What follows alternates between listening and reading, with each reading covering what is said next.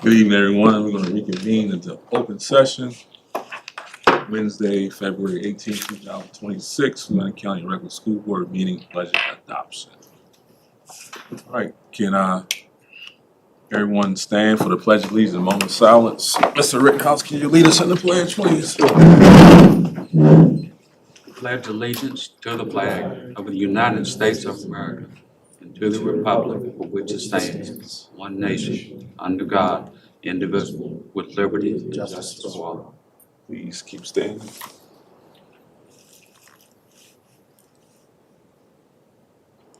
All right, everyone, please be seated.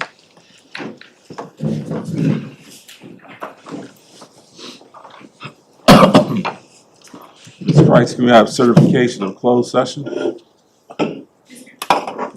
Yes. Mr. Brennan? Yes. Mr. Edmonds? Here. Dr. Kelly? Yes. Mr. Rittenhouse? Yes. Sorry, do you want to, I think you said here. Do you want to? Sorry, yes. Okay. Sorry, I just went for the record. Just so somebody wasn't like, he didn't vote on that. All right, Dr. Correct, are there any actions coming out of closed session? Yes, Mr. Chair, I recommend that the board approve as discussed in closed session student discipline cases 2A through 2F. So moved. All right. Do I have a second? Second. Thank you, Mr. Rittenhouse. There's no discussion. All those in favor, please say aye. Aye. Aye. Chair votes aye. All right, on to adoption of the agenda. Mr. Chair, I move we adopt the agenda as presented. Thank you, Dr. Kelly. Do I have a second? I'll second it. All right. Thank you, Mr. Brennan. Is there any discussion? All those in favor, please say aye. Aye. Aye. Chair votes aye. Any opposed? All right. On to recognitions. Dr. Grace, do you want to do that or you want me to do that? I'm sorry? On to- Sorry, Mr. Chair. We still have the consent I'm sorry. agenda to present. I'm sorry, I'm moving too far. All right, on to the consent agenda. I entertain a motion for the consent agenda, or do we want to pull these things separate? Mr. Chair, we have to pull a couple of things. Well, can we confirm, was everybody at the seminar? Was that everyone at the school board seminar at 9 a.m.? Yeah, I was remote. Yes. You were remote, so that was 5. And in the last meeting we had on January 14th, everyone was here? I think Mr. Edmonds wasn't here. So, let's start with this, and Mr. Edmonds, would you mind abstaining from this one? So, I move, 14th, or was it but it wasn't the 14th that you missed, right? The 14th was your first meeting, so you were Yeah, here. everybody's So here. we just don't have minutes, we don't have minutes from the last gathering we had, but they're not on the agenda, so everybody can vote on, Okay. everybody can vote on it, Dr. right? Retz's presentation. Yeah. That's what he missed. Yeah, and we don't have minutes for that in here, so we're good then. So we're good. Yeah. So Sorry, I just need to process it. No problem. So I entertain a motion for the consent agenda. Make a motion, we approve consent agenda as presented. Thank you, Mr. Rittenhouse. Do we have a second? I'll second it. Thank you, Mr. Brennan. Is there any further discussion? Is there anything we need to know or additional detail you want to provide about overnight trips? No, the board, so just to bring everybody up to speed, there's a board policy, LLAC, I believe, that requires the board to act on overnight field trips unless they happen in such a way as they have to occur after a regularly scheduled meeting before you can meet again. In which case, the policy defers to me to be able to approve them, but then to notify you. So we have 2 trips. One was added today because of the state wrestling tournament that just happened. So we have those qualifiers that will be going to the state tournament. I don't have anything additional to present than that. There's nothing out of the ordinary with these, but I think the baseball trips to Myrtle Beach, and I think they've been going there for they have. quite some time now. Can I ask, I'm trying to remember our history of why we adopted the policy that we need to give approval for every overnight trip. It might have been that one of our colleagues just wanted the like agency or efficacy, but That Is it- predates me. is it typical for a school board to have to approve every overnight trip? Not in my experience, it's not typical necessarily for those approvals, but I don't know that, I've only been in 2 other places. I would be happy thinking more about providing more deference to the leadership, but only if so I guess a question is, could we figure out what other divisions do? And then, is anybody interested in having a conversation about us not, with the leadership being able to approve this? Or do you guys like having that control? My only question is about when there's costs incurred on it. That's fair. Not controlling costs, but understanding costs that are creeping in. I mean, that's a strong reason to leave it. I know sometimes like the baseball trip, there's no costs incurred, but when I was just looking at the wrestling one, right, there's hotel fees and there's things like that. It's just curious to see. Some do have small costs. Yeah, and small costs don't matter. I mean, there's not, at the end of the day, but I see it more or less, just so we'll be aware of it. Yeah. yeah. I think it's important for the board to be aware of the overnight trips. Then I'm good. Looks like the revision was in October of 2021. Yeah. I mean, there's always been a field trip policy. Yeah. The revision, I wasn't here for that, but that may be. Yeah, maybe. It's fine. There doesn't seem to be interest, so that's good enough for me. Any further discussion? All those in favor of the consent agenda as presented, please say aye. Aye. Chair votes aye. Any opposed? All right, on to 7A, recognition of School Board Appreciation Month. Board members, I just want to acknowledge that February is School Board Member Appreciation Month. I want to say a few words of appreciation to you. Your job is not an easy one. My experience with school board members is you don't serve for recognition, you serve because you care about your communities, because you care about kids. You invest time and effort and energy. You ask hard questions and you make hard decisions. And so I just want to let you know that on behalf of our school community, our students, our staff, we really do appreciate you. I personally appreciate the relationship that I've been able to forge with some of you over 5 years and some of you just over a couple of months. But already in those couple of months, the engagement and the time that you've invested is inspiring to me. And so I'm honored to continue to work with you and for you, and just happy to wish you a happy February School Board Appreciation Month. Each year, our schools adopt a school board member, so I think Central Elementary has given you some gifts today, and the middle school, I think Mr. Rittenhouse, high school, Yes, sir. and Carysbrook. Yeah. So, very happy to work with you and to have the opportunity to honor you today. Thank you. If I'm able to stay here for just a moment, and I'll ask the board to join me in this in just a moment, but February is School Board Member Appreciation Month. This week is School Board Clerk Appreciation Week.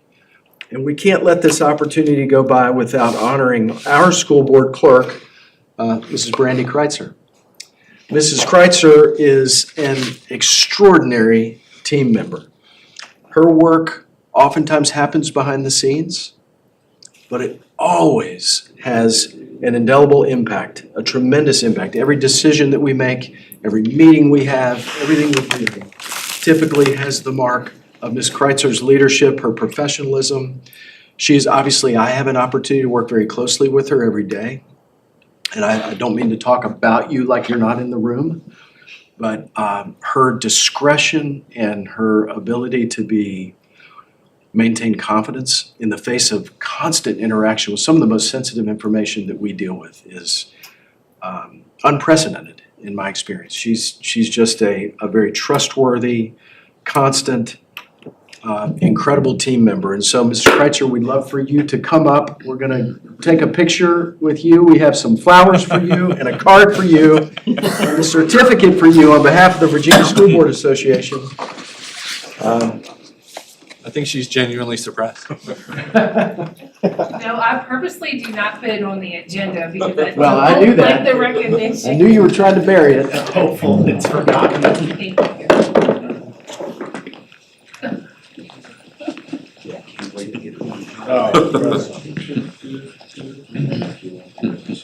All these things are what, but come on over here. Right in the center. There you go. And then he has to move on.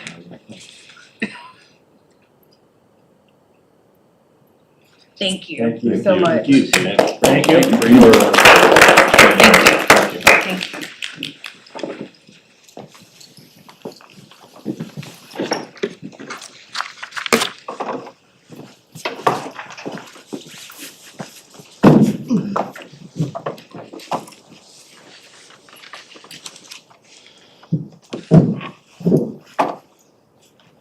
All right, I don't think I see any, we have any students here, student liaison.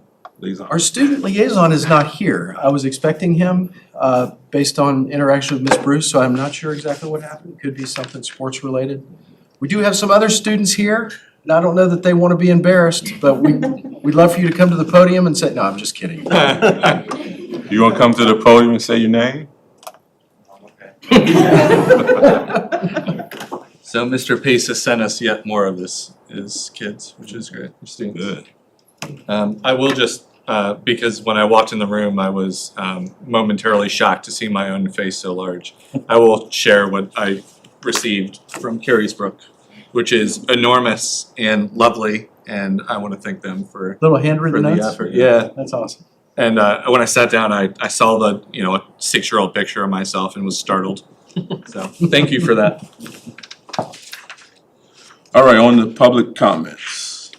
Come to the time of our meeting for public comments. I remind one that by policy, only members of the community, meaning residents of Fluvanna and staff of Fluvanna County Public Schools may address the board unless you are legal counsel representing a group interested in tonight's proceedings. We welcome all community members who are here to give informational opinions. You'll actually come to the podium, tell us your name, address, and limit your comments to 3 minutes. Is anyone willing, want to speak? All right, seeing nobody's here to speak, I'll close the first round of public comments. All right, on the reports, Dr. Gretz. Thank you, Mr. Key. Lots of things to highlight. The first bullet is work that our team has been doing to position us to both respond to and embrace, in some cases, the world of AI and how that's going to impact our work with students. So we have a plan that's been presented to use a tool, Google Gemini, and we'll have a pilot group using that this spring and hopefully roll that out in a more robust format for the next year. I'll keep you up to date with how that's going. I do definitely want to call attention to the work that our instructional team did and Ms. Soares to pull together the materials for us to accomplish the 2 remote learning days in pretty short order.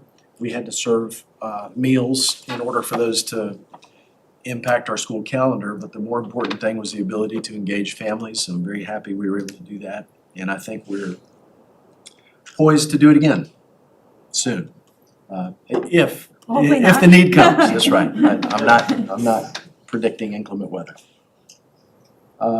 I'll call your attention also to the inspirational visits that are happening at our elementary schools to enable staff. If you remember, one of the aspects of our strategic plan involved trying to create more time for staff to just have professional conversations, not PD sessions, not necessarily those kinds of experiences, but more opportunities to just have professional time together.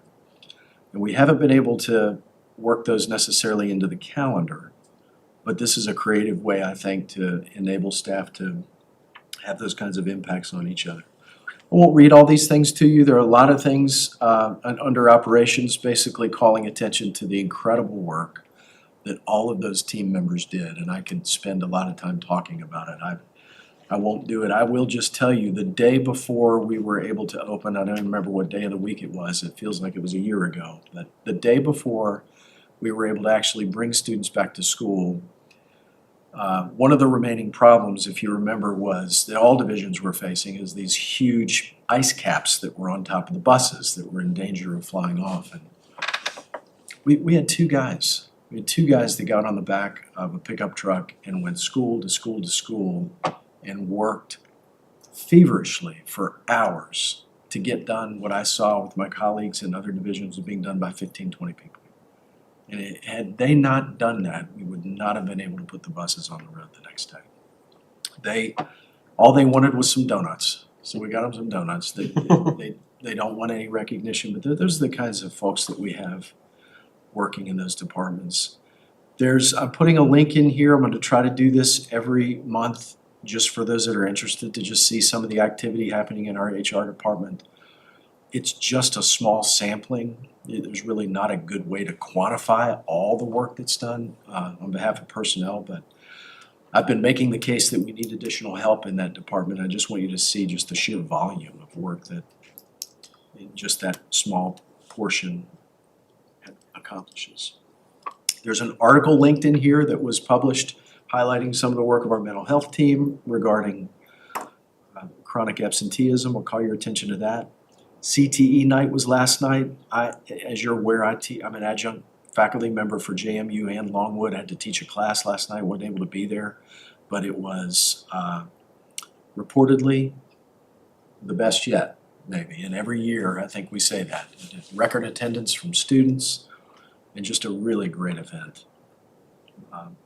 I'm happy to hit on, well, the only other thing I'll say, I guess, is that I'm calling attention to something that's in the board packet, just because every year there are some comments related to just wanting to make sure that the schools are being transparent with financial transactions. And I just want to highlight every month there is a detailed list of every single expenditure, every check that comes in, every pencil that's purchased, and it's all right there. And so I'm just trying to highlight that. That's nothing additional. That's been in your packet every month for years. Do you have any questions about any of the things that are in here? I'll note that article in Seville tomorrow on chronic absenteeism is fabulous. Yeah. I've just paged through it, and so I probably have about half an understanding of everything that's in there, but it is remarkable from what I can tell, and I'm looking forward to reading more of it. And the graph showing comparisons between counties is incredible, although I'm not sure that it I'm not sure if all the nuance related to how schools report chronic absenteeism is in there. I hope so. I hope when I go back that it has the nuance that we have in this room. I don't think it does. I didn't. We are not all school divisions are coding absences in the same way. And I commend us, Fluvanna, in recording absences in the proper way and reporting it in the right way, even though it may make us look worse than other divisions. There's definitely some noise amongst the signal, if you will. But holding constant the way that we're reporting and seeing this downward slope is really a testament to the work that our mental health staff does. And everyone in the school and trying to meet our students' need and get them in the building. So looking forward to rereading it and thinking more about sort of reporting norms. Another thing I saw that like maybe it's just been there and I've just like skipped over it month over month, but in our membership and attendance, we seem to have a grid for 2021 and 21-22 at the bottom. It's just kind of old data, and so like if it's something that we're looking to sort of like keep up year over year to show us sort of membership by month by year, then maybe we could put in the remaining years. Oh, I see. I'm seeing Yeah, 2021 and 21-22 for some reason. That's an accident. Sorry. No, it's okay. I was just like, having long-term trend is great. I'll have to go back and look at old board packets. I probably just like look at the top table and then move on and kind of look at what's happening this year. But We can always either remove it or update it with more recent data as well. Absolutely. And the other thing, real quickly, I'll call your attention to is the mentorship that's happening between the high school and Central Elementary. And we do have a central teacher here, Teacher of the Year, Ms. Pittman. I'm not putting you on the spot, but I've heard just really positive things about that experience. So I'm happy to see that that's going to happen again.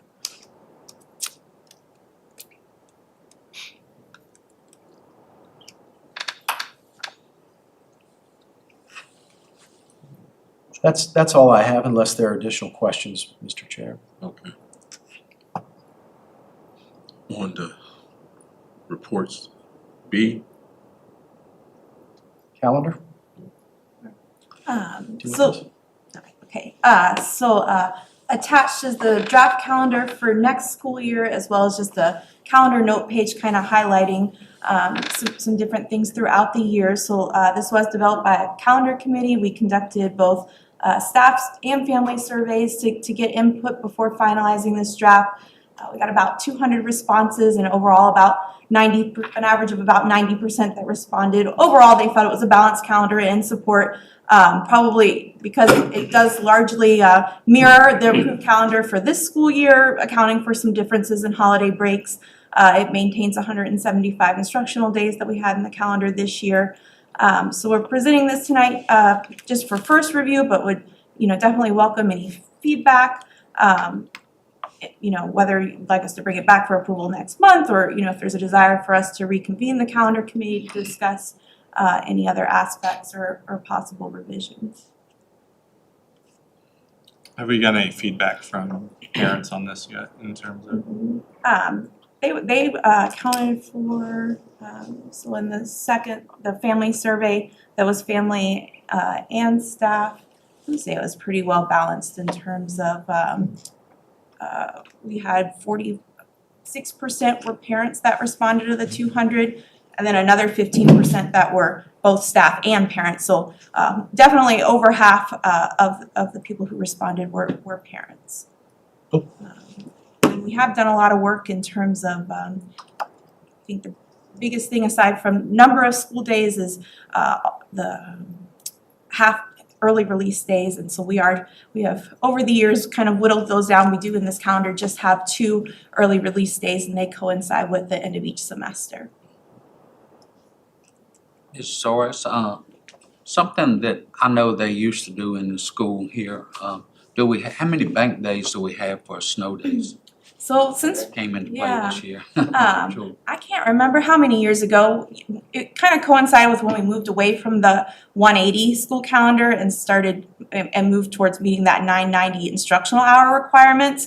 So we're not really banking days, but we just have to keep strict accounting, right? That we're staying, above the 990 hours. We report 6.25 instructional hours a day.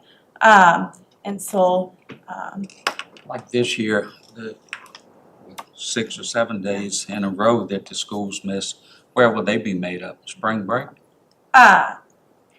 So Go ahead. yeah, so it's not really, because having a calendar of 175 days keeps you above that minimum of 990 instructional hours. You don't necessarily have to make up days unless you dip below the 990 instructional hours. You get about 150 So- hours above and beyond required. So I just did the 6.5 times 175, and so that's 1,103. Sorry, 1,137 and a half hours. And so obviously there's some headroom there between that and 990. yes, a lot here, I think, speaking to Dr. Gress earlier, he knows how many hours we got left. We've about 4 days left. We were able to accomplish 2 more days with the remote learning, and I think we're ready to do that again if we have to. The whole concept of bank time is hard to explain because, like Ms. Soros said, when you build your calendar above the minimum, by default, you have time built in that if you have to, you can rely on it without making up time. But you didn't originally build the calendar with days you don't need. So there's not, some calendars are built that way with a designation of the first day we miss for inclement weather, this is gonna be the makeup, and for this is gonna be the makeup. Most calendars, I think, handle it the way we do, which is basically we build the calendar we think we need. If we miss a day, we have additional time, so we don't have to make it up. We get into a place where obviously if we get close to the minimum, we're gonna have to make it up just to be compliant.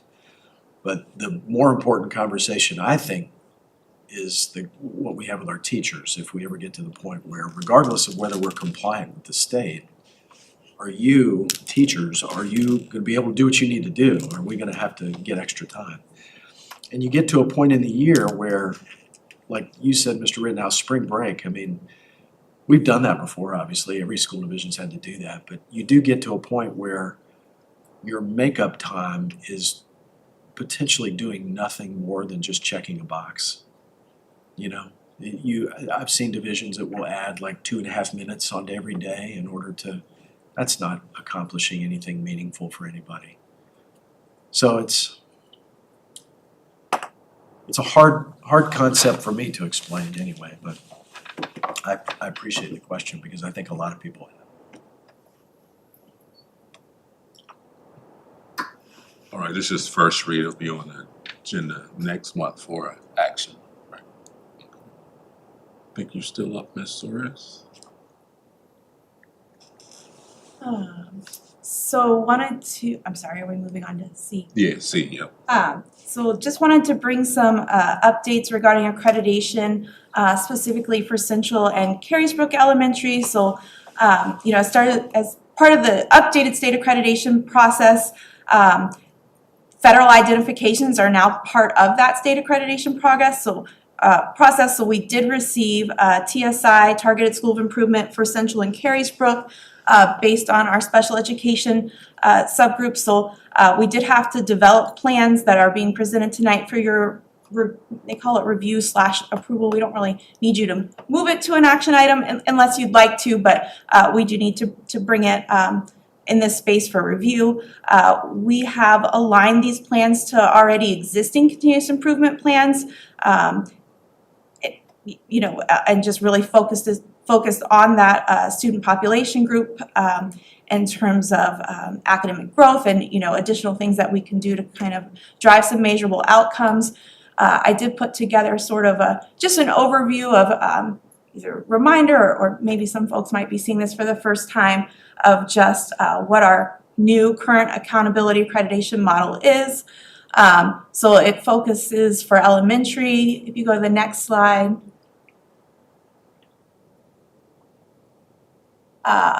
on mastery, which is passing performance on SOLs, growth, which again is based on performance of SOLs, and then 10% for elementary is readiness, and that is chronic absenteeism attendance. So that is what the current model is based on. If you go to the next slide, that's just a breakdown of how they weight each of those categories and in terms of totaling up to 100%. If you go to the next slide, all that math happens, and then you get a performance category based on if you're 90 points and above, you get distinguished, between 80 and 89, on track, off track, needs intensive support. If you go to the next slide, there were quite a bit of rule changes for the new accountability model, a couple that particularly impacted Carysbrook, and then by Carysbrook Central. So Central's accreditation is essentially whatever Carysbrook's performance is, and then they get their own score for attendance. But because we don't have SOLs for K2, their accreditation is based on Carysbrook. But some big changes. We used to get growth for third grade, and that's no more. We received it for grades 4-8. We used to get recovery. So if a student didn't pass in third grade but did in fourth, you kind of got like bonus points. And then growth this year was calculated for all students, which sounds like a positive thing, but because it's calculated for all students, it could be a such thing as negative growth. So if you have a really high performing student that, in third grade got a 550 on the SOL, but then the next, as a fourth grader, they got a 5.10, which both are very solid scores, it kind of could assume negative growth. And then quite a bit of others, but those are the three main ones that we found to impact Carriesbrook. If you go to the next slide, and one more. So on VDOE's website, you can go and access all the school quality profiles, and I've linked them there. If you go to the next slide, here's our accreditation rating. So all of our schools are fully accredited. You'll notice within the framework score, we all kind of scored low to mid 80s. You'll actually notice that Carriesbrook had a higher rating than say the middle school, for example. But if you go to the next slide, because of the rule change, right, that federal TSI identification, right, kind of correlates now to state accreditation. They take whatever your performance level is and kind of bump you down one level. So Carriesbrook and Central went from on track to off track. And if you go to the next slide, here's just some information of the different types of federal identifications that you could receive. Comprehensive support is the most intensive. Targeted support, the one that we received, is the least intensive, and it's also an annual. So every year there's no like exiting out. Every year they just re-identify new schools, and depending on your performance, you may or may not be identified again. If you go one more slide, this just talks about how TSI identified. They take the performance rating for all students of the lowest performing, the lowest 5% of all Title I schools that are lowest performing, and they compare their all students to your subgroup. Remember, your subgroup could have as few as 15 students in it compared to their all students. And so if you go to the next slide, here were those thresholds. So you're trying to meet that overall framework score. These are the highest CSI schools, and that's how they identified TSI schools. And so for elementary, you'll see we had to meet 71.8. You can see there's definitely some big differences. 68.9 was what middle schools had to reach, and I think if you scroll down a little more, high school I think was 48. And there has been some discussion about just how this has triggered far more elementary schools to be identified than high schools. If you keep going, you'll see in highlight very tiny, that was our score, 71. I don't know if it makes it better or worse. We missed it by 0.8 points. So we were trying to meet 71.8, and our subcategory for students with disabilities was 71. And what was the sample size for that group? Were we close to 15? We were more than 15, but definitely under 100. Yeah, I think 92 maybe. Okay. Thank you. And then if you go one more slide.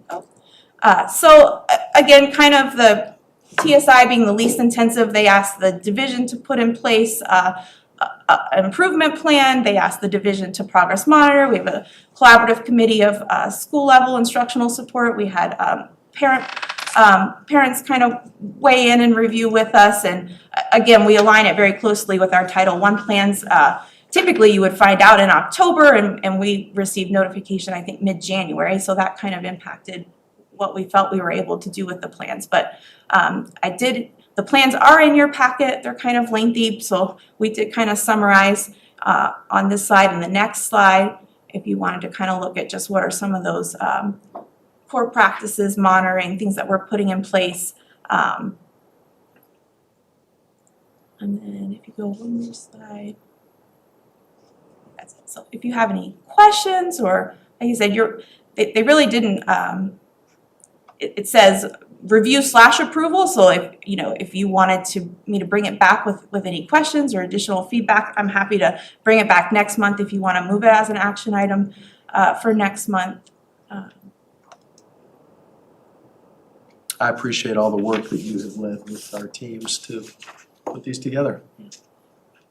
Any further questions? Yeah, do you feel like that, trying to like process a little bit, sort of like how they make the cut point and then which subgroups they compare to, and like, do you think it is a fair comparison and or bar to set We'll see, if you like research studies, JLARC has was conducted a third party, they did for VDOE, and it's gone in front of the board. It sounds like there's gonna be possibly quite a few changes to this next year, but just a lot of findings where you do kind of sometimes wonder, well, that doesn't seem, I don't know if fair is the right word, but to take a subgroup, right, that could be as small as 15 students and struggling learners, for example, and compare them to an all-student group, for example, might be one that I just mean, makes you exactly. go, huh? We're talking about whether or not our group of, sorry, let me go back. Let me make sure I use the word, students with disabilities. I want to make sure I use the right vernacular. We're comparing our students with disabilities against the bottom 5th percentile of all Well, students. Of the highest performing CSI, remember CSI is the most intensive one, so you've got a Yeah. lot of, you really wanna get yourself, you have 3 years to get yourself out of that, so there's a lot of resource support and Yeah, things but that it's go still in. like comparing students with disabilities to like an average number for a total population of a different. And is that a fine comparison? Wouldn't that depend on like what difficulties your particular subgroup had and how pervasive and all of those things? Like, it feels a little bit archaic to make that comparison for students with disabilities. I guess if you go back to the slide that has the ratings of the student subgroups, where I think, for example, special education was 71, I mean, we do believe that all students can learn with the right supports, and Sure. we do wanna close those gaps, right, between, our subgroup should be very close to what our all students are, and they are fairly similar when you look at our results, so. Yeah, it seems like a kind of apples and oranges comparison to be made and then to apply to accreditation. So, I think last night in a conversation I was trumpeting JLARC, and I'm looking forward to seeing what they just put out then.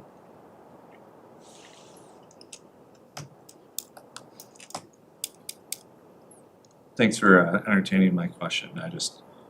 I went back through it a second time and was still like, I just don't know that that's like the right comparison that we should be making. I guess you gotta draw a line somewhere, but I'm not sure that that's the right methodology. Reports D. So for FY '26, I did provide an update to the bonus analysis, just in terms of where would that funding come from for the 2%. So it would be we were able to find those funds within personnel, salary and benefits, just vacancies that we either had most of the year, all year long, or sporadically throughout the year. It's not on here, but this is based on a 2% bonus. We did find out today that there's a possibility this might shift from a 2% to a flat $1,500 bonus for all employees. So that that flat amount will change, and I would expect would increase the overall cost. But Is that saying that you have to give the whole 1,500 or none as the 2%? Is that structure? yeah, I haven't seen any in print language come out yet, but if they keep it, I would imagine so. That it sounded like the only flexibility was whether you just gave it in FY '26 this year or next year. But it would just be a 1,500 flat. I think the last time that we had that type of bonus, I think we had the flexibility, like part-time staff, we were able to give half of that bonus too. I did hear that the Senate is gonna possibly propose that language as well. I don't know what it will say, but flexibility not only to move among the 2 fiscal years, but also the flexibility to distribute it differently. Right, so maybe maybe that was the question, like if you gave 1,000 this year and the other 500 next. I don't know yet, so This is just so asininely expensive for a one-time thing that's not in our budget. It wasn't part of our budget process, and it's being effectively rammed through as not an unfunded mandate, but an inadequately funded bonus option. I mean, to have to come up with $380,000 when you know, we generally end up with maybe about $500,000 left at the end of the year to think of writing a check for $380 in order to do a bonus that won't impact staff VRS. Like, just feels obscene still. So your funding sources, so certainly this indicates that like we could make categorical transfers and accommodate it through vacancies and other savings. Right, so those are the amounts, the categories we were able to identify. The funding was largely instruction, which makes sense, and then operations and fiscal, so we would need to do categorical to transportation and technology. We'd also need to make a transfer to the cafeteria fund. Do we know if any of these changes in the way that it's funded and or mandated also impact county staff? I imagine that they just kind of, constitutional officers. I think again, it was 1 o'clock today, and it was up at, like, I haven't received anything in print. I It was see. kind of being discussed in a meeting, but Mhm. I'm pretty sure I heard that county, like the 1,500 would apply to schools, teachers, and support staff, if it moved in that direction, and the county though would retain the 2%. That wasn't in my Okay. update, so I didn't Yeah. hear anything about Okay. that. We had two different updates today, legislative updates. I hope that we gain more clarity and continue to talk to the county as it relates to this, because I don't know. Seems like it gets more expensive every update we do. I mean, it Yeah. seemed expensive the first time it was mentioned. It's, I mean, I think what they're trying to do is to address what they're viewing as, inequitable. If it's a percentage, obviously somebody who's making 25,000 is gonna have a much smaller bonus. But the unintended consequence is that it is more expensive for our locality to do it. This Sunday, what they call Budget Sunday, I think we'll know more about, some of the things that we're just sort of spitballing about what might happen and what kind of language. I do think we'll know more then about what some of these bills and intentions are. But right now, we just don't.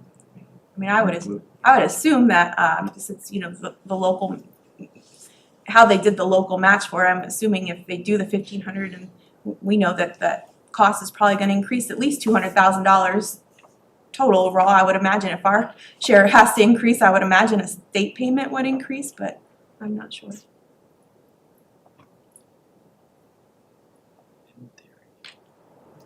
I'd love to just pay our staff better in a way that gives them long-term growth and actual retirement benefits instead of the thing that feels good now and gets people reelected. Yeah. I understand. More discussion. Thank you. E? Okay, board members, Dr. Stribling, my slides are in a PDF, and I don't know if it's easier for us to just communicate or if I should try to use the thing. Do you have thoughts on that? Which one of these? It's the bottom one, updated superintendent's presentation. We can give it a shot.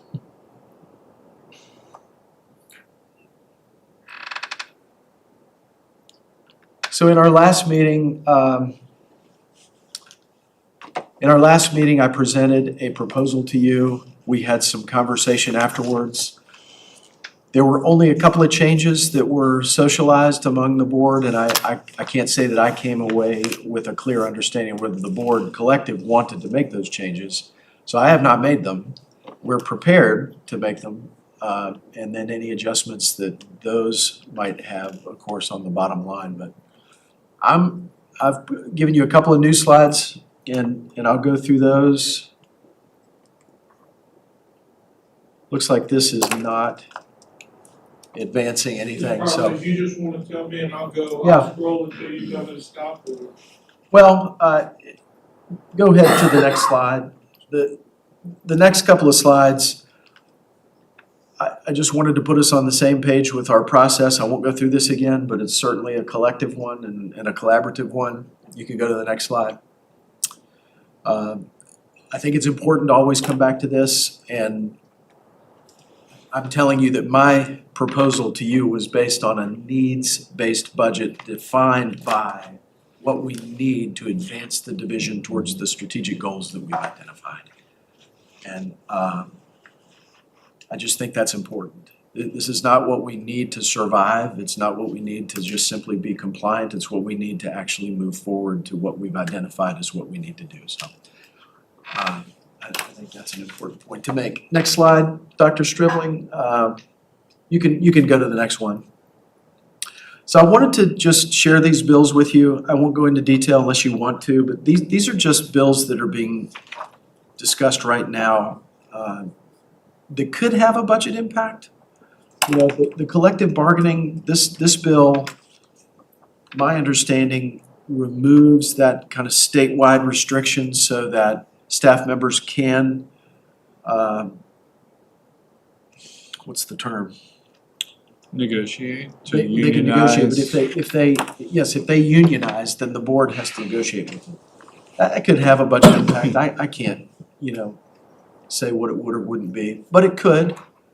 The mental health screening, I don't know what the budget impact there would be. If that is in fact something that schools are required to do, what would the state provide? Would there be an instrument that would be used, or would that just be left up to divisions to develop and administer? The one that I think could have the most impact would be the top one. That establishes a state-run, state-administered, and a state-paid FMLA program for state employees. And the part of that we're unclear about, but there is language in there that says essentially what's going to fund it is premiums that are assessed to the schools. And so how that would be done, I don't know, but if in fact we do have to pay premiums into this sort of a policy, that would have a budget impact. I don't have numbers for you, I just want that to be on our radar, that these are things that have yet to be done, could have an impact. This came up last time. There was a question about what our local funding looked like each year. I just wanted to provide a snapshot of these are the ones that I've been involved in from fiscal 22 to 27. And you can see they've fluctuated quite a bit. This most recent one that I'm proposing to you is not the most, it's not the least, it's the second to least, but just wanted to make sure that was clear for everybody. These are additional. This is the additional funding asked for each year from the county, yes, additional.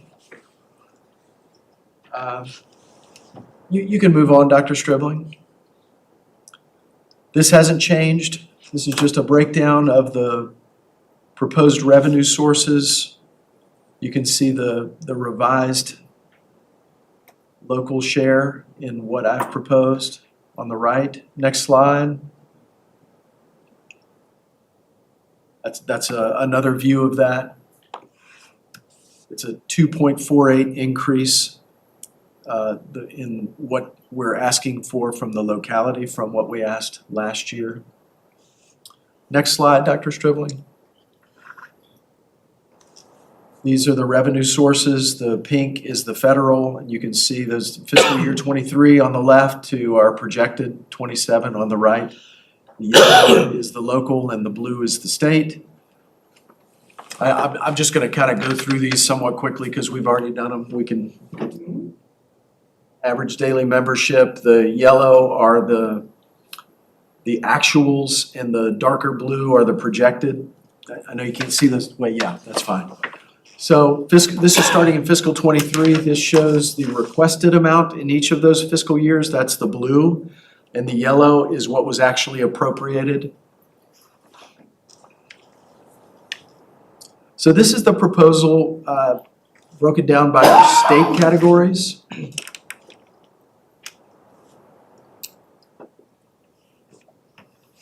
So the first, sorry for that typo over there. The first set of increases were the 3% or step, whichever is the higher of those two, and you can see the associated cost, and then the cost of absorbing the 9% increase in health insurance. The total cost of that being $1,794,519. These were the two scenarios we looked at, the teacher on step 7, supporting their family with our family plan, the impact of what it would look like. You see the gross salary, how that changes with the 3% raise, but then if you go down to the 4th line, you see the impact of the health insurance going up if we don't absorb it. And in each of these cases, even with the 3% raise, the folks take home less money.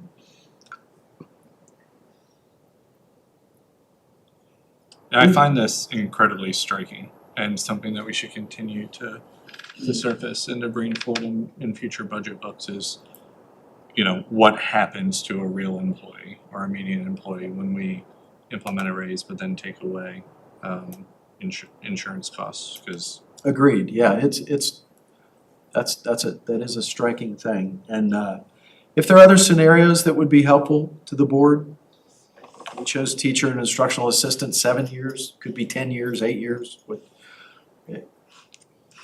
whatever you'd like to see. So these are the staffing requests. After this slide, I have the justification for each of those positions. I'm not gonna go through those tonight unless you want me to. The top 3 in yellow, those are the positions that are currently being funded with the governor's all-in money. That money expires this year, so those are our positions that are going to go away if we don't bring them into our operating budget. The reading and math lead teacher at the elementary level, we're trying to accomplish some of the instructional support that's been lost and not filling director level position last year. We also, I don't want to be redundant tonight, but we also have made the case that we are understaffed in terms of instructional resources. I've shown how we compare to other divisions and how we compare to the way we were staffed prior to 2015. And so we're obviously not bringing those back, but we're trying to bring some of that support back. And that position does quite a bit of that. Our speech and language pathologist caseloads have gotten abnormally high. And so we either need to bring on this extra support in order to just be compliant, much less to give our folks meaningful caseloads, or we will have to accomplish this same thing contracting with a vendor who won't be an employee, won't be as invested in Fluvanna, and will cost a lot more than that. The counselor contract and the CTE specialist, we've talked about these every year. The counselor, I'll just remind you, this was replacing somebody. All of the high school counselors were 11-month. One had requested personally to be put back to 10, and that person left, and then we filled them and inadvertently neglected to bring that contract back to what it was meant to be. There's no reason for that to be 10 and not 11. CTE specialist, I feel like I've talked quite a bit about this over the years. Other divisions are accomplishing with 1, 2, and Louisa 3 director level positions what we're doing with this one position at the high school. And it would be extremely helpful to have that extra month, especially when it comes to our trying to advance our students' opportunities to do the externships and work-based learning experiences that not only are good for them, we're trying to do anyway, but are now a part of our accreditation. We've talked even just tonight about the nursing position, just informally before the meeting. The caseloads at whether it's not a caseload, but the traffic that's happening in terms of the students that are seen is really unmanageable there. We have a hard time staffing that position, I think, for that reason, frankly. So we're asking for a half-time nurse to help out there.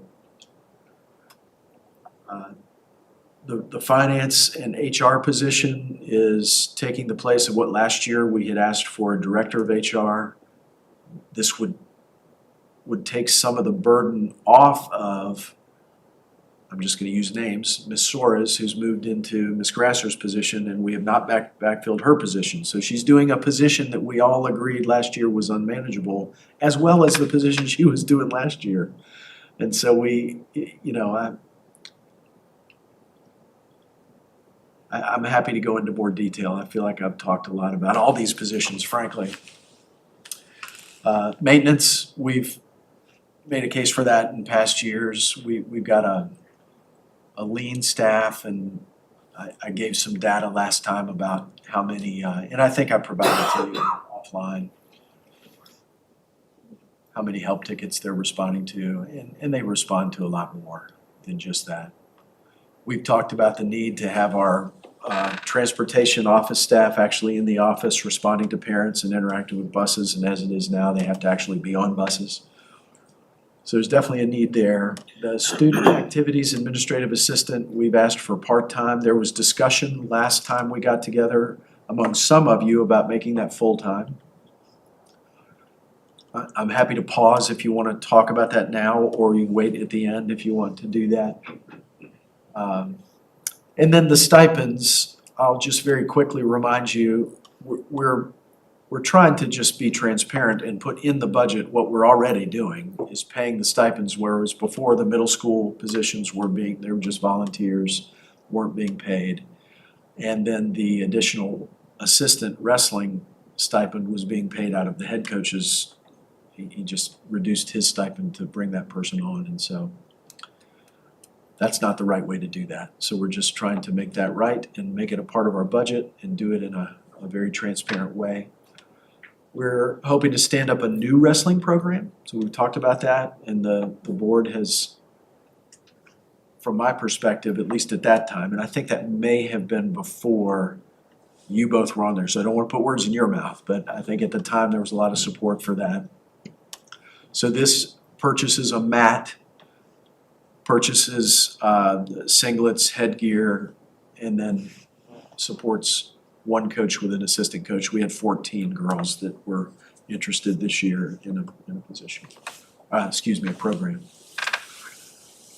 And then I've got all the backup data on the slides after this. If we want to go through those, I'm happy to, but this is basically just making, because of the numbers that have increased in field hockey, lacrosse, girls and boys lacrosse, and track, there's a need for those additional positions in track and field hockey, and really in lacrosse just to make them even. We're dealing with numbers and trying to make those programs mirror each other. Since they do with numbers and enrollment now and participation, they should be staffed the same way. So that's the total staffing request. The next slides, Dr. Stribley, you could probably just go through unless you'd like to stop on any of them.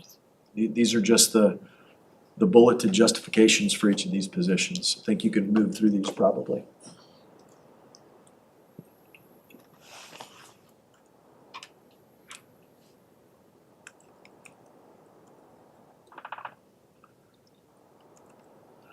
Okay, operating needs. We've talked quite a bit about the test fees and bringing those back in. Our increase in Google licenses, we don't really have a choice there if we want to continue to use that platform and those tools. This would enable us to begin a very modest replacement cycle for these panels that would be a more efficient way to handle that rather than trying to desperately respond to things each year. This would do about 8 per year. And again, there's a slide after this that gives a lot of that information. I think we talked a lot about the cafeteria, and at the end of the day, this is what we're going to be putting into this in order to stay with CEP. And we don't know what we would do if we came out of CEP. We were climbing up just above $100,000 in unpaid meals back when we had 2 schools paying. And now that nobody has for 2 years, what that would look like coming back, we don't know. But we do know that we're going to be investing money either way, and we have been. And we feel like it's something that we should be doing through our budget process rather than scrambling to try to figure it out in the middle of the budget year. The VACOR renewal came in. This was the increase, the $10,000 increase. So that's the total cost of new investment in operating needs of $370,000.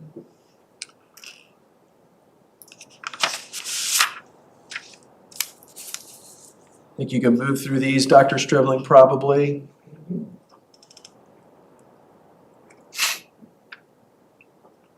So these are the offsets. There's an increase in state funds this year. There's an increase in spending on behalf of the consortia that, for whom we are the fiscal agent. That's money that flows through our budget. So there's an increase in spending and an increase in revenue. VRS rates are going down, and so assuming we do the salary increase that is proposed here, which is 3%, based on those new salary figures, this would be the decrease in VRS rates that the board would be responsible for paying. So that's $700,000 back to the positive, if you will. And then, if you remember, we hired a 13th kindergarten position 3 years ago. That abnormally large cohort is now in second grade, and because of the configuration that's waiting for them at Carriesbrook, we don't need that additional teacher to follow them. So we can reduce that teaching position. I sent you an email. So those are our total offsets, and then the summary on the next slide, I believe it's the next slide. Only if you can. Thank you. That just totals up the expenditures, the investments, if you will, that I've just gone through, minus those offsets for a delta of the new request of new additional local money from the county, which would be $530,727. There is a list of remaining unmet needs that I have not included in what I've presented to you. I won't go through those tonight. We went through them last time. They are there. If you'd like to discuss them, I will. But I'll pause here and you can ask any questions and or give us any direction. We do have the worksheet. If you'd like to use that real time like we do sometimes, we're happy to pull that up. I did. Go ahead, sorry. Sorry, I was just gonna say, I actually was looking for the list of the things that were below the line the first time. And so I just emailed Ms. Suarez to see if we could unearth that. And if we can't, that's okay. The sheets are I can't find a link to it. I think we took everything.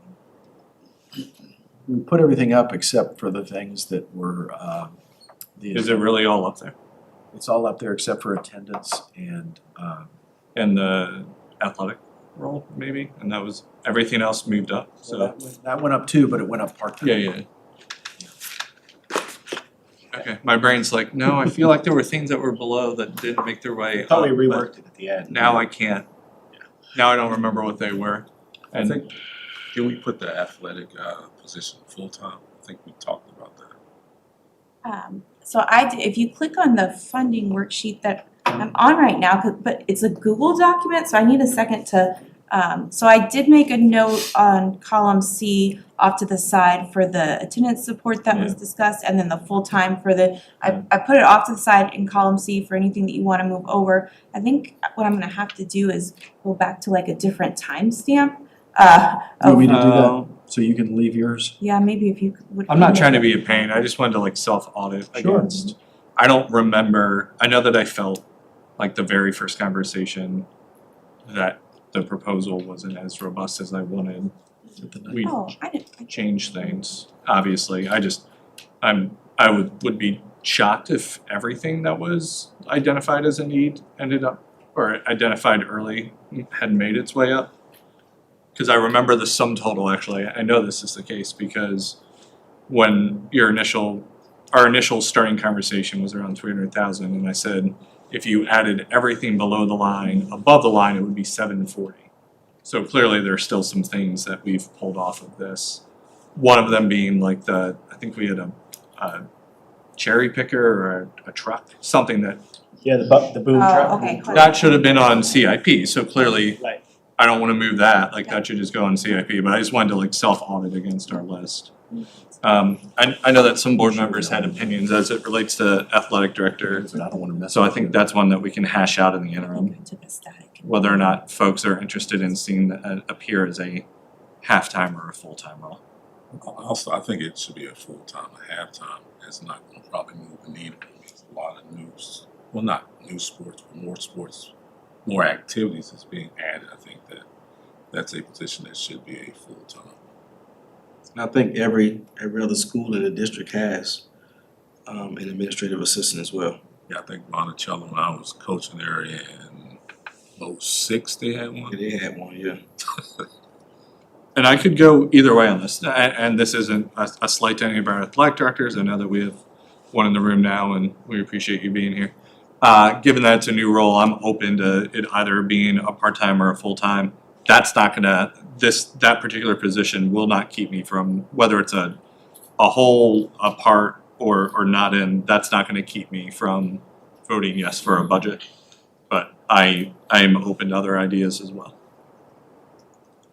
Yeah, my input last month was just, or last week, I guess, yeah, it's a blur, was looking at it the way we've looked at other positions with using already part-time employees that wanna increase hours, increase pay, that are already getting benefit packages and trying to save some benefit money that way and not increase costs exponentially by creating more full-time positions. I did have a real quick question though, we kept moving, on the elementary school teacher, that we're eliminating the position, but it's just being absolved, right? Right, so, like No one's there will- losing their no, there will job. be She's some- moved- we know of they've some moved, retire, yeah. we know of some retirements that are happening at Okay. Central, and I we would just not replace I thought we had them. talked about that, I just wanna make sure, sorry. So I'm attrition, glad not you reduction asked in that. force. Yeah. That's a great question. And I didn't mean to hijack, Sean. No, you're or fine. Mr. Brennan, I apologize about that. Nope, that's fine. I wanted to make sure we had everything that we had seen the first time to. So I'm open to voting for with the will of the board as it relates to the athletic director. I would like to add the attendance aid, and I feel very strongly about this because even though I can see in the Charlottesville or Seville tomorrow how our numbers in chronic absenteeism are going from 37 to 25 to 21 or whatever those numbers are, or I guess 25 is our current number.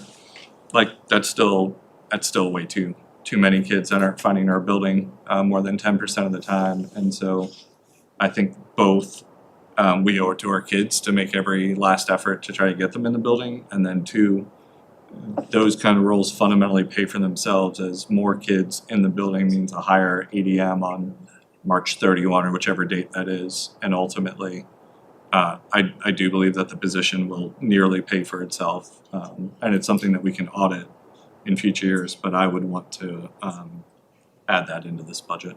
Was that 2 part-time positions and when it was originally shown to us for the attendance? I think that the 55,000 is a full-time role. I'm trying I to pull it up. think that the math is that a part-time would be like 20 grand, and so 2 part-times would be 40 without benefits. Yeah.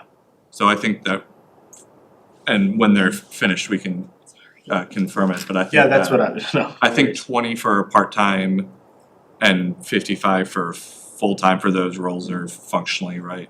The 55 would, because at part-time I did not include benefits, the 55,000 for full-time would assume benefits. Thank you all. Have a good evening.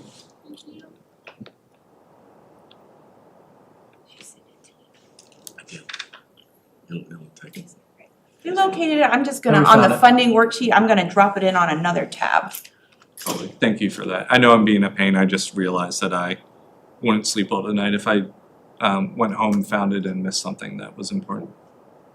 And to be fair, it's not about my sleep, it's about unmet needs. So are we going with 55 or are we going with 22? Which I don't know if I'm a fan of having people work part-time with no benefits. I'm not a fan of that either. I think I'd rather have somebody full-time with benefits. For athletic, for attendance, or for Attendance. both? Can you click on the blue link that says operating the FY, the blue link, the FY 27 op? Yep. I'm sorry, I think I tuned out. This is what I'm doing, right? The full-time for the student activities. I don't think that we're still conversing. You're fine to keep working on that for a second. I think we're just we're having a philosophical debate about whether or not we wanted to employ these as full-time with benefits or part-time without. And I think you were saying that you have a preference Yeah, because, we're looking out for our students, but we also gotta look out for our employees. I mean, are we doing our employees justice by having them part-time without benefits? How are they gonna get benefits? Unless it's somebody who's working multiple jobs and this is an That was add-on my- function. I agree with you, I just, if we have the ability to expand. Would you all be open to a creative idea? So to the extent for both of these roles, so like, is it, if functionally what we're saying is one full-time person or two part-timers could get the job done because, 20 plus 20 is 40 in terms of hours. And we're saying like, we'd like to be cost efficient and to the extent that we don't need to pay benefits for a role to get those hours, then like, we'd like to realize those savings as an institution or organization. Are you open to both of these roles being offered and or recruited by the administration as if we can find people, like we budget for the with benefits as full-time with benefits, we offer it up to the leadership to hire if they can find people to do the part-time who already have benefits and want the additional work, that they make that an offer, and if that's not, like if the people who already have benefits and who are doing like bus driving and other things, if ultimately nobody wants that role in the part-time form, then they're allowed to hire it as full-time, or would you prefer to dictate? Yeah, I'm open. We would have the money and we'd say, if there are part-time staff out there now who want another part-time gig to like make their income larger, they already have benefits, then like be economical, but then don't not hire just because we can't find enough part-timers. So it would kind of give the flexibility, we'd budget for it, but then if we didn't need to pay benefits, that would go back to the county at the end of the year. It wouldn't help our ask, but it would help the return. I mean, it does help the ask that we're still trying to be economical in it. Right. Well, we would still have to budget the 55 I understand that. instead of 40. But we're also trying, yeah. So we're trying to do more with less, but we still want the roles. So do we feel, before I turn around and ask them if they can actually do that, is that something that the board is interested in for these two roles, to say like, offer it up to part-timers if we can find it, and if not, do a full-time role? Or would you just prefer to hard code it as one or the other? I mean, realistically, to them, do you think that would be a possibility?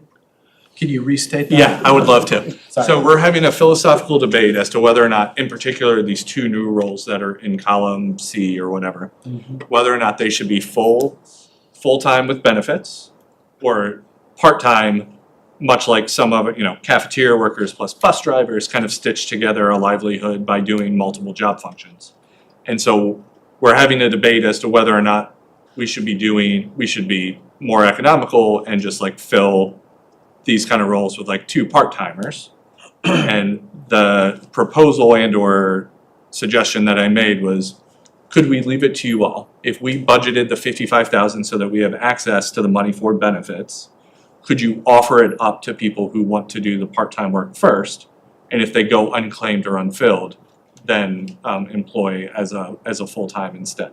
Sure. And so would it be like, for example, the student activities director, you could have the flexibility to fill one full-time or two people doing part-time? Yeah, that's the question. Can you Well- work with that flexibility? We absolutely can. I do want to clarify though, because I heard something a little different. Please. Is the interest, we're gonna potentially budget 55 for a full-time secretary position. If we can accomplish somebody who's already with us taking on that role in a part-time basis for half of that, do that and save the rest? Or are we talking about It was hiring two about people? splitting a full-time into two part-times and saving the That's what it- 15 grand on benefits. Was it I tennis, see. not the, Oh, for the attendance. For the aid. attendance. For the attendance aid. not the activities, the right Sure. administrator? I mean, we can certainly do an internal search and try to find folks like that. Okay, so we could offer them flexibility on that. For the athletic director, it sounds like the consensus is just full-time. So for the attendance aid, if we were to add the 55K in and then ask you guys to try to find 2 part-time if you can, and if not, go ahead and hire a full-time, you're fine with that? Just like good faith effort, and we would have already budgeted the 55, and if we can save the 15 grand and ship it back to the county, all the better. Certainly. Cool. Sheet, do you have that? Yeah, it's the up. I'm looking at it now on my computer. So what I asked them to do was to go back to the like OG, the original like funding sheet, and to just like grab all the stuff that we had in there, because I want to make sure that we didn't forget about something and that something didn't stay below the line that folks wanted above. Dr. Shirley, can you click on the second tab? The one that says original funding worksheet, the second tab? No, you were on the right worksheet, just at the bottom of the Excel sheet, the second tab. Contract. And if you scroll down towards the bottom, so that was, our original number was 272, and we had all of those below the line. And you're right, there was one that halftime reading specialist at the high school. We did not include. Yeah, I'm kind of doing the comparison myself now to just make sure that. And then the it bucket is truck we did put through a CIP. I think Perfect. those are the only two. It might be the only 2. Do we need the half reading specialist at the high school, or have we found another way to accommodate that? We are still working to, I mean, part of it is the struggle with staffing that position. We currently have a reading specialist position at the high school that we've had quite a bit of turnover in, and currently have someone in that role serving student needs in reading, but not a licensed reading specialist, so we've had to get flexible, so that kind of was what drove that decision. We are going to try again for next year, possibly.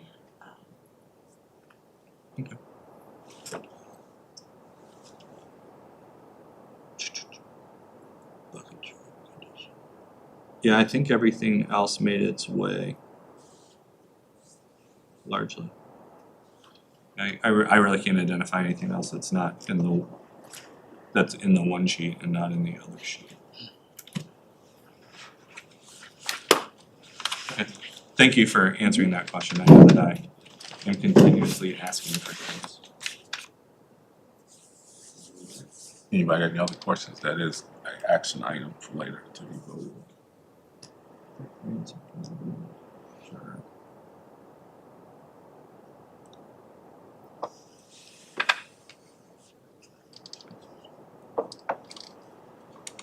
I am prepared to vote for, defend, and try to get support for this with the 2 additional positions that are currently in column C.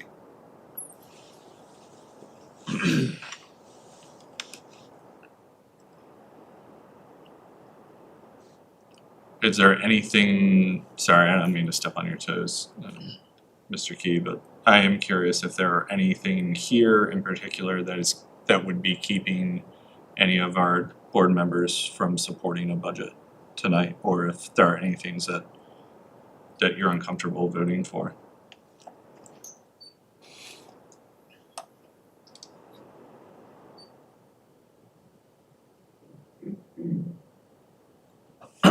Further discussion?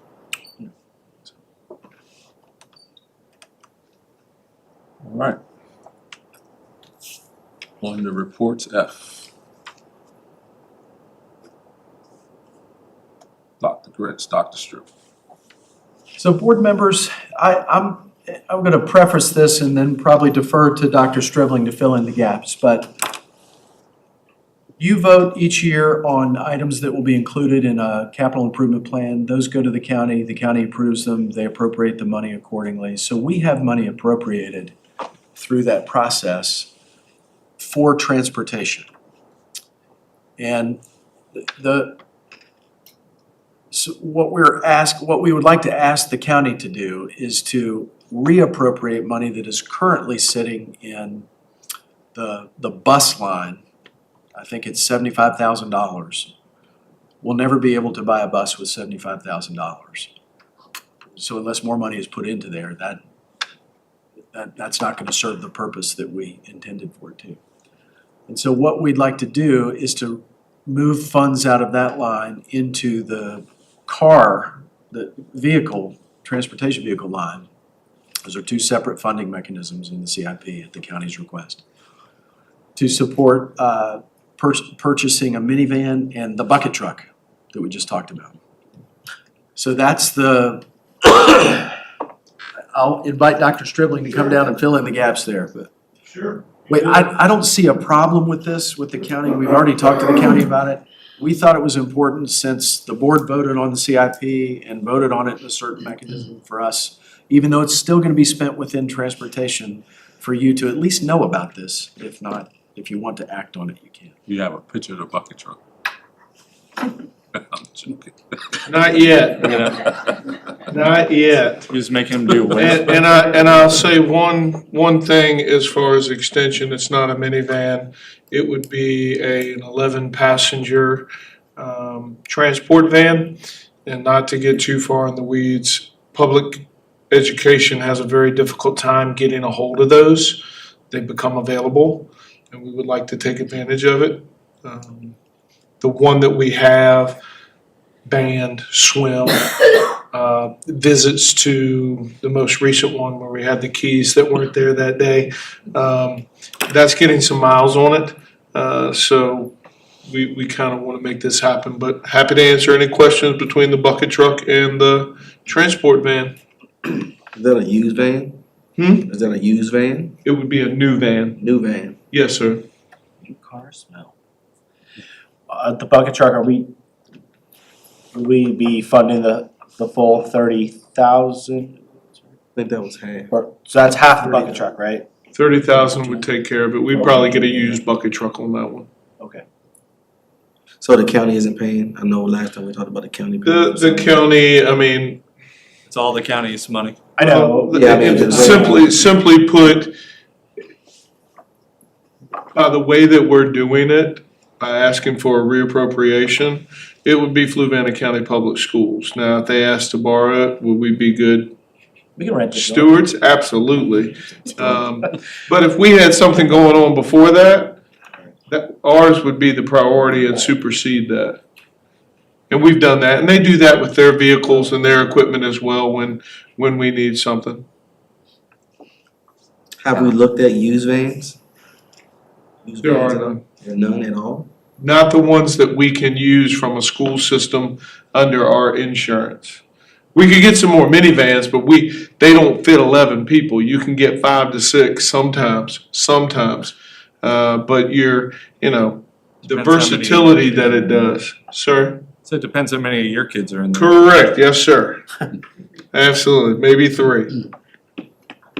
I know the money's there. I just wanna make sure we're not gonna cut ourselves off at the knees in the bus fund by moving the money out. We actually just purchased, Ms. Settle was very helpful with that. The county, we actually purchased another bus, would put us at total of 5 this year. So with that CIP cycle, I'm hoping, and I'm going on the pattern of the Board of Supervisors, that we get between 3 and, monies for 3 and 5, 3 to 6 for this year. Those have to be built, so I'm hoping that cycle continues, so no, sir. Okay. We're in a pretty good spot. I have 2 questions, one's on bus, one's unrelated CIP. I'm on board for both of these and Thank to you. reappropriate, and if you want action from us, I'm happy to vote for it. If nods are enough, that's great too. I don't think we need action for this thing. We don't need action. I'm more comfortable asking the county to do this if I know you're in support of it. Mr. Stribling? Yes, sir. On the bucket truck, we have to have safety inspections on that truck for insurance purposes because of the lift and all that? I don't know exactly what those are. I can find that out from Mr. Wagner, but there are additional ones, sort of like your inspection. Yeah. Mhm. Very much so. And right now, the current bucket truck is not operable. And we've had that for a long, long time. Didn't know you had one. We did, and we used it, and I asked Mr. Hampshire and Mr. Wagner, obviously the bus garage will take care of it. I said, so what do we, give me some rationales. Everything, light bulbs, anything exterior of schools, windows. Ice off the top of We buses. could have used it for ice off the top of the buses, instead of standing on a bucket or, well, let's not go into that with this being a live video, but, we took care of that, but, there are different inspections because of the lift, absolutely. And different requirements, hooking in, harnesses, that kind of thing. So we'll go down the hill and talk to the supers next week, and you know that we have a employee on that board who drives our buses and wants to know about how many buses we have and how old they are. So is that something that we can have we'll have it with us and available to them, and or is it buried in a page in a packet I haven't seen?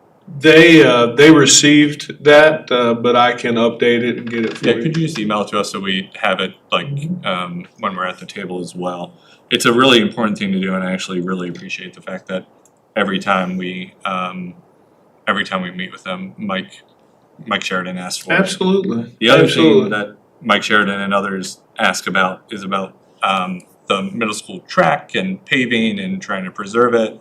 So we don't need to do it tonight because it's not on the agenda, but I would just kind of like either publicly or informally, just kind of Sure. where are we headed, and when can we get to a place where we can pave some of the stuff that's crumbly so we can avoid having track damage. Sure, absolutely. So right now, FMS, custodians, teachers, PE health, they're all aware, so they're conscious of what they need to do in terms of supervising children. So that's the first thing with regards to the track.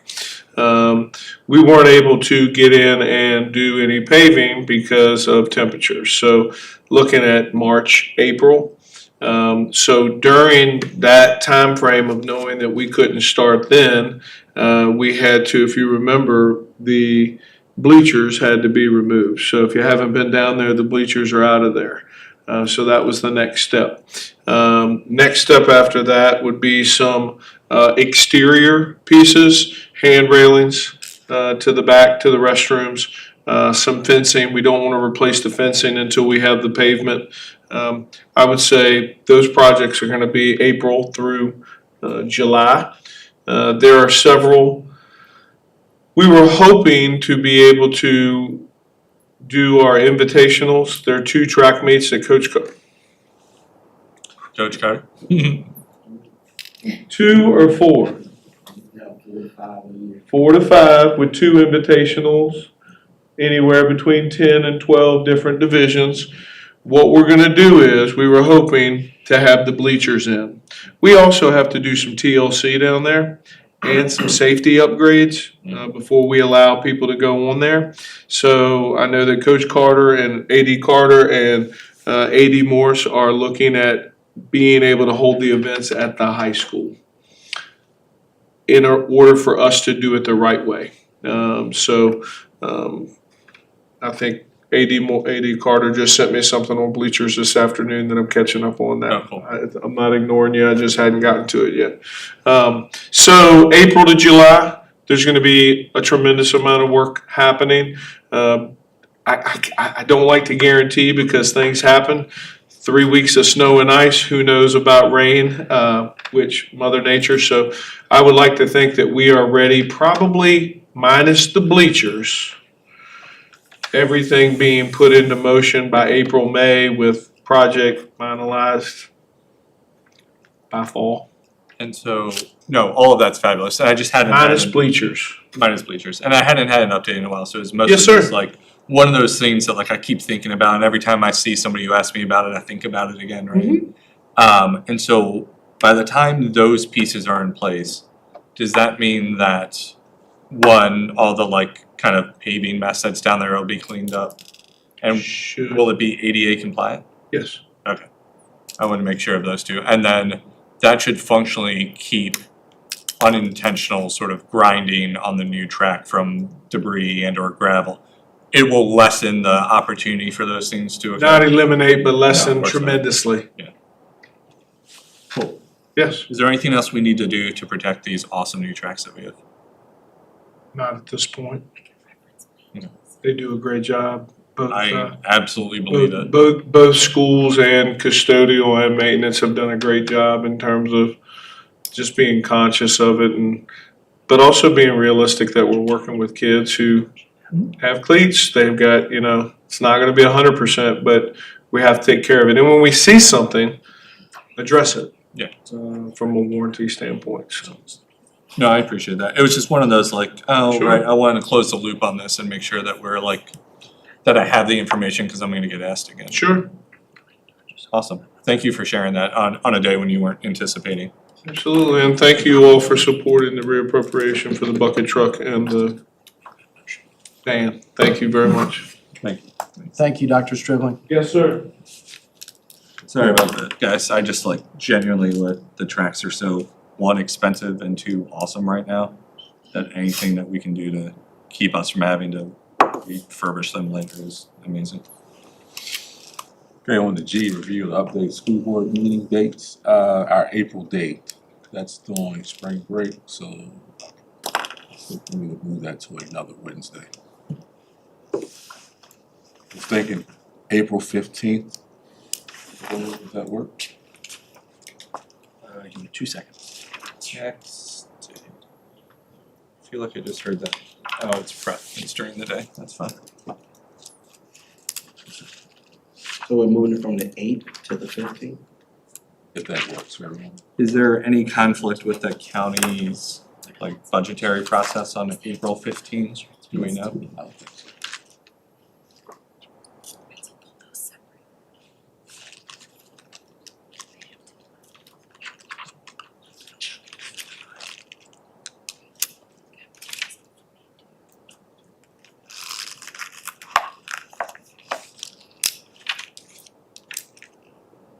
I just wanna, I'm gonna go back into the old board docs meeting and see if I can find our like broader budget schedule to make sure that there's just like nothing going on April 15 related.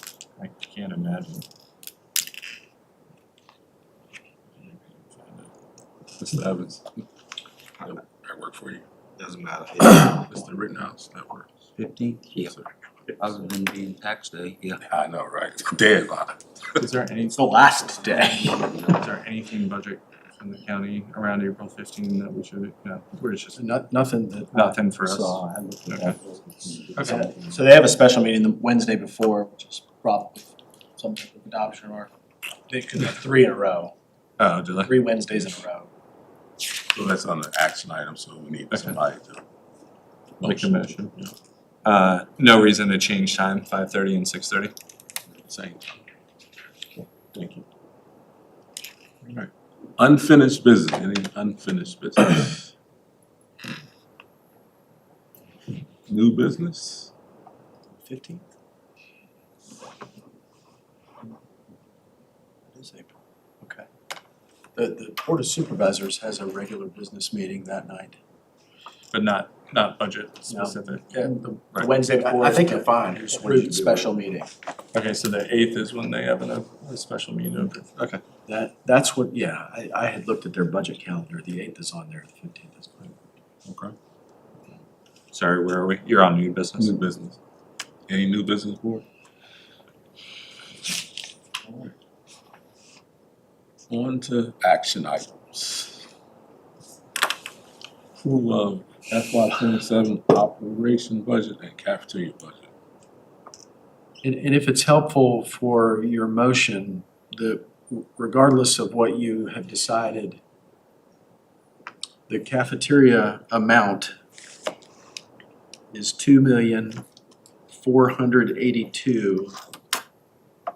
$2,482,925. 2,000,000, Actually, sorry, can you wait 2 seconds? Let me write Sure. this down. 2 million. it's on page 42 of the budget book. 2,482,925. 482 to 925. 2,482,925. Well, are you at the point where you want figures on the operating, or do you wanna have discussion? Well, so in order to do that, we would need to tell you which version of our theoretical scenarios to punch in. Correct. If it pleases the board, I'd be happy to make a motion that includes those two roles, putting the $55,000 for both the attendance aid and the full, Do you want that and amount? the activities. And so if you did that, I would, in order to make a motion, I would need the amounts for that.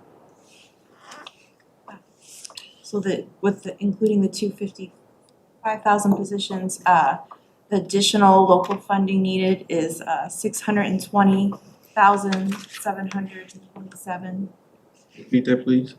620,727. Mm-hmm. And then that makes the total total request 24,410,943. Mm-hmm.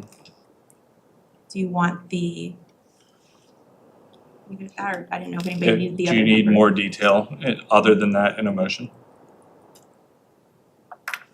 We don't. No. We just need a motion for operating. I wanna clarify, when you move and you vote on this budget includes the health insurance rates that were presented. If you want to vote on those separately, just please let us know that. Otherwise, your motion for the operating will include those rates. And then historically, when we have adopted and or affirmed the school board member salaries, have we done that at this proposal stage or post hoc, or when we are retrofitting or enacting? There's a subsequent meeting where the board has traditionally approved salaries. I have to be honest, I think if we've done that in my tenure, it may only be once, and I don't remember. With school board salaries. I think we did it one time. I don't We should be remember, I have to doing go it back every year. and see when you did that. Okay, So I'm And happy I don't know to, that it matters as long as it's before July 1. It was 22, was it 22? the last time we made the motion, yeah, we should have been doing it, in my opinion, regardless of whether or not we increase them or flatline them. We should be telling everybody what they are and making a motion for it annually, just so like everything's public. But if we're not legally required to do it tonight, I'm happy to like wait until we have time to discuss that more. I think during the salaries, I think that's probably a Okay. good time. And so we'll have time to then like talk as a board about whether or not we want them to be as they are or to change. I think at this point, we can't change it. Oh, because we're not in an election year, but, okay, so we can reaffirm them this year and then have a conversation about changing when, if there's enough interest and we're in an election cycle.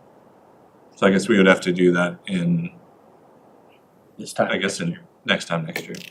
Did you have to meet all those qualifications? I think it was Yeah, you gotta, 3 of them, right? gotta meet all of The board have, in order to address your salary, because you're a staggered board, at least 2 board members have to be up for election in the year that you're considering so that would be this coming November. That's the first criteria that Yeah. is a deal breaker. Alright, if it pleases the board and the chair, I would like to make a motion. And if I make a mistake and the staff want me to change something, please let me know. But I would like to propose a total local request of $24,410,943, of which $620,727 are additional local funding. Do you want the cafeteria budget in the same motion? It's fine with us if it is. And a total cafeteria budget of $2,428,482,925, 482. and to affirm the health insurance rates as they've been presented. So that's sort of a all-in, everything we've talked about, the sheet as it was presented up there with those 2 additional positions. And again, as discussed, if we can make some of it work with 2 part-timers instead of a full, we've made that known. Okay. You want a second? So that was my motion for exactly what we've seen plus those 2 rules.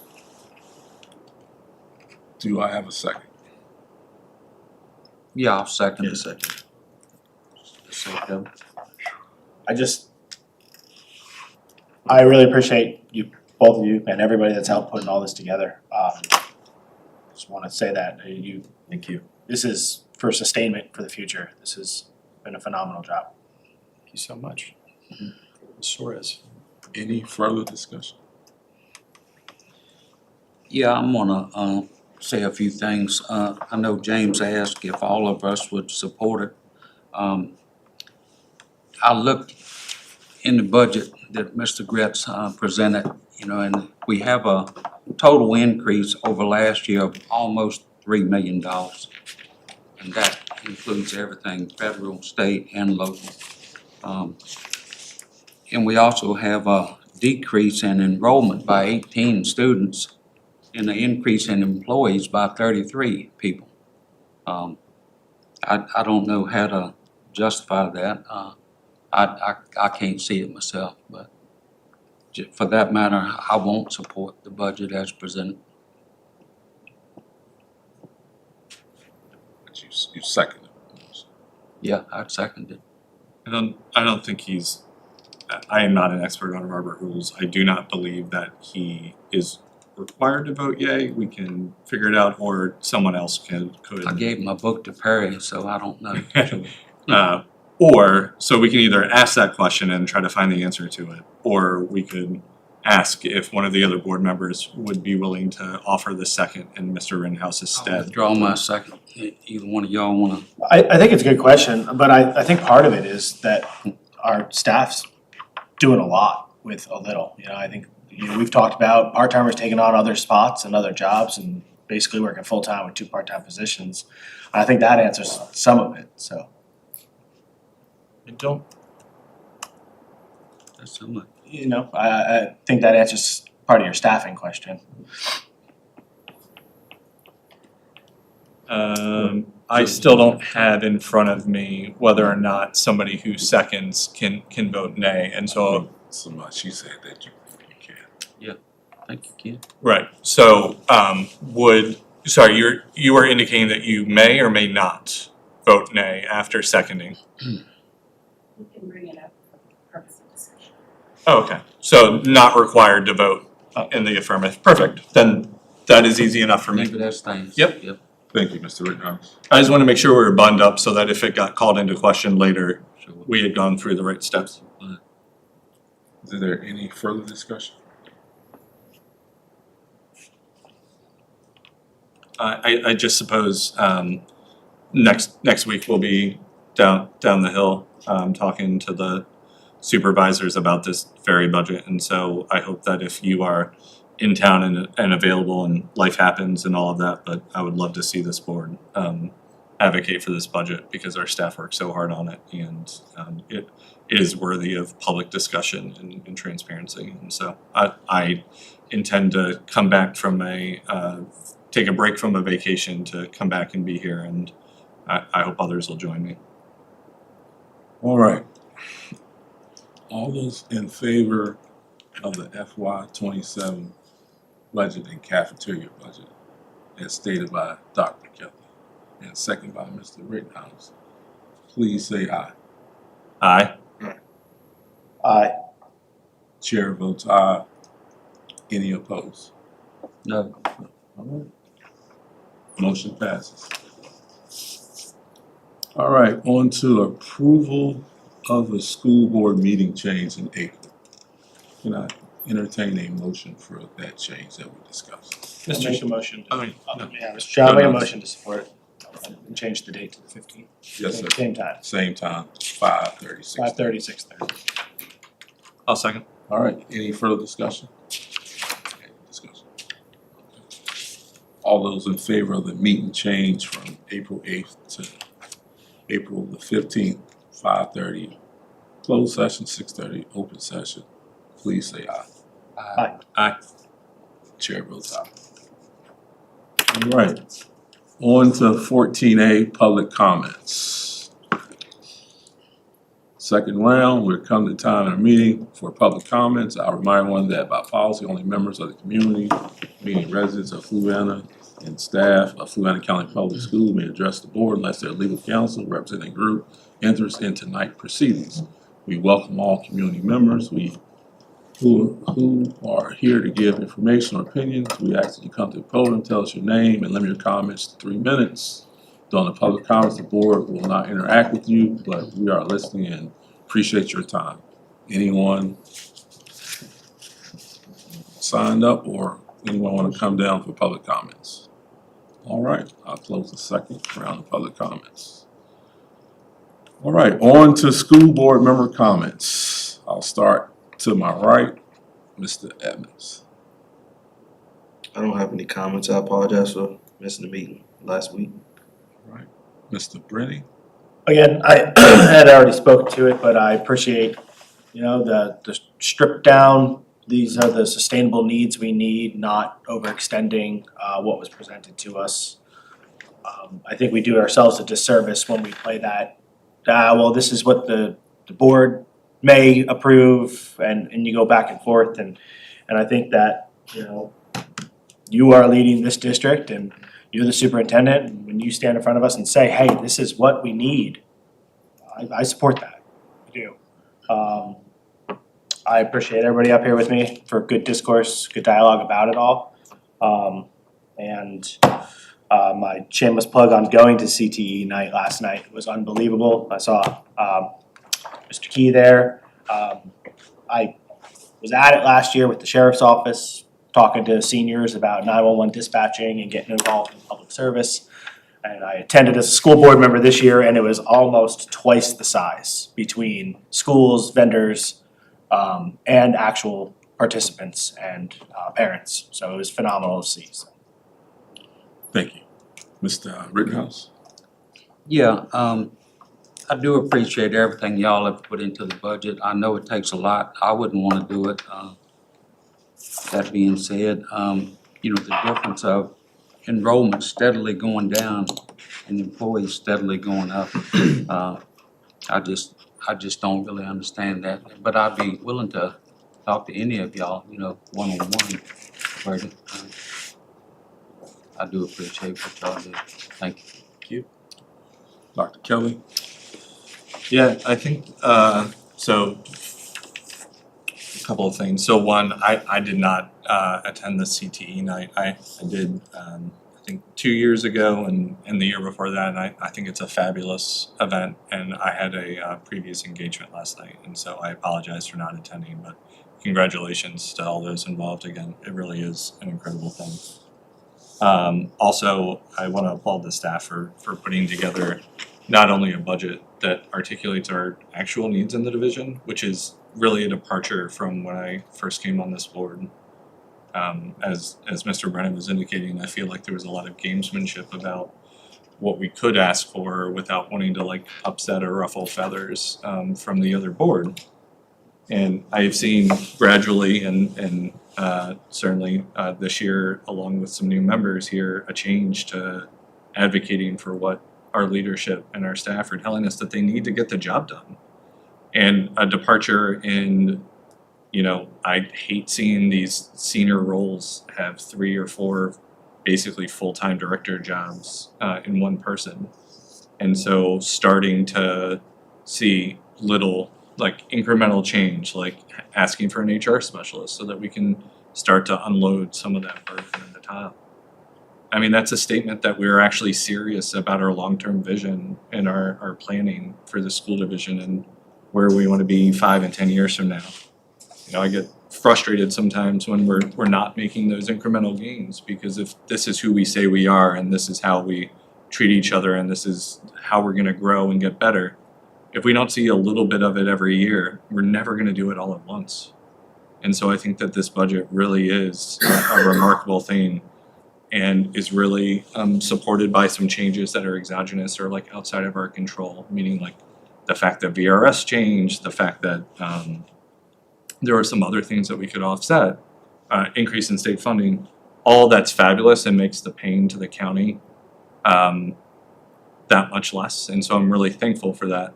But I'll tell you that I'd have made the same motion with the same things on the spreadsheet that I'm looking at here. I think you guys are looking at white.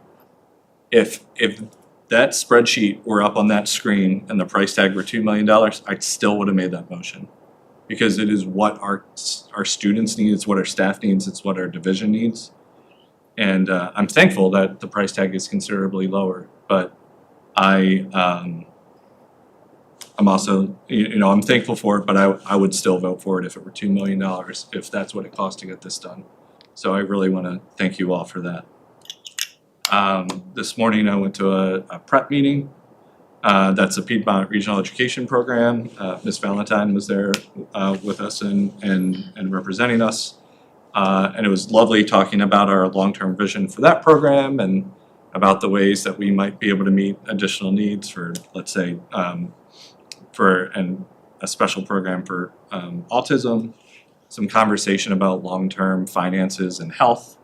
I'll note that because we as a division are looking at a 10% increase and not changing our rate sheets, that it also means that like prep is unable to change their rate sheets as it relates to healthcare. And so there was some real conversation in the room about it must be nice to be able to hold your staff harmless. And in some ways, I understand that sentiment and where it comes from, and every county has their own dynamics related to how they pay their staff or their relationship with the county. But I am thankful that if we are successful in gaining this expenditure, that we'll be able to hold them harmless. I lost a lot of sleep over having to pass a quarter of the increase on last year because it meant that people are losing buying power and that we're functionally paying our staff less. And so it is nice if we're able to advocate for this effectively to ensure that our staff is actually getting the raise that we are saying that we're gonna give to them. And so I appreciate that, and it really was a spirited conversation, and one in which Fluvanna was on the more ideal side or idyllic side of that. So I thank you all for your partnership in that and for your leadership. Dr. Kelly? I'll just piggyback what he just said. I'm glad that on this budget, we're able to hold all staff harmless with the insurance. I think that's very important, and to be able to provide a 3% increase. With that being said, I also thank the high school for giving me the school board stuff. I really appreciate that, and thanks Ms. Chrysler for your service to the school board as well. Thank you for always providing me with materials to help me be a better chairman. Thank you. With that being said, I'll entertain a motion for adjournment of the meeting. Hold on, I'm sorry. I got some other stuff to read. Got some information items, VSBA newsletter. And I think Dr. Gretz emailed us some events that's coming up. I think there's a lot of stuff. It's like the fury to the finish line. School's about to be out. It's a lot of stuff that's gonna be coming up. So hopefully board members, we all can attend as many events as your schedule permits. That being said, 17A, I will entertain a motion for adjournment of the meeting. I'll make a motion to adjourn. Thank you, Alan. Do I have a second? I'll second. All right. All those in favor of adjournment of the meeting, please say aye. Aye. Meeting's adjourned. Thank you. Thank you.